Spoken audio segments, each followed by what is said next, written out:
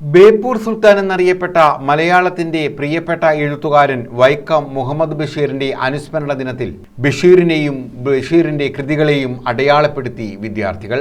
Karunagappally government UPGSലെ വിദ്യാർത്ഥികളാണ് ബഷീർ അനുസ്മരണം മറക്കാത്ത ദിവസമാക്കി മാറ്റിയത്.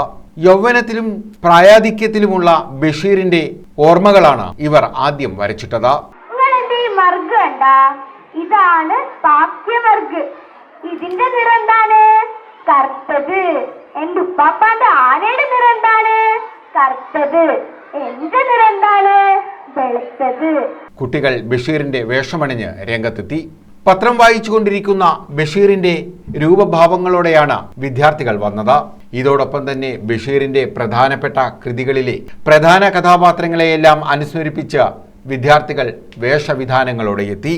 പാത്തുമ്മയുടെ ആടും ബാല്യകാലസഖിയും പ്രേമലേഖനവും ഉൾപ്പെടെ ബഷീറിന്റെ പ്രമുഖ കൃതികളെല്ലാം ഒപ്പം അതിലെ കഥാപാത്രങ്ങളെയെല്ലാം വിദ്യാർത്ഥികൾ രംഗത്ത് അവതരിപ്പിച്ചു. എന്റെ വാപ്പ വിളിക്കുന്നത് എന്നെയും എന്റെ വാപ്പനെയും എന്റെ കെട്ടിയവനെയും ബാക്കി കുറെ ആളുകളെ ശുശ്രൂഷകനാണ്.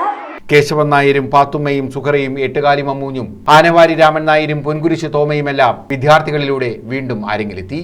ബഷീറിന്റെ ഓർമ്മദിനത്തിൽ നൽകാവുന്ന ഏറ്റവും വലിയ സ്മരണാഞ്ജലിയായി അത് മാറി. നിങ്ങൾക്കറിയോ, ഈ ദുനിയാവില് 1000 പാത്തുമ്മമാരുണ്ട്. പക്ഷെ ഈ പാത്തുമ്മമാർക്ക് ഈ കുഞ്ഞിപ്പാത്തുവിന് മാത്രമേ ഉള്ളൂ. News bureau, Karunagappally.